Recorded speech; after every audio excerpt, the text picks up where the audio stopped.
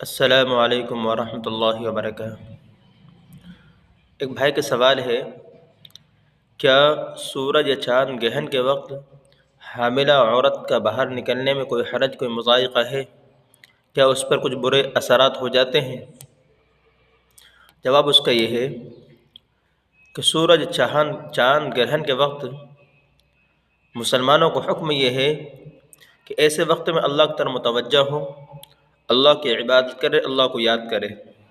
اور یہ حکم دونوں کے لیے، چاہے مرد ہو چاہے عورت ہو۔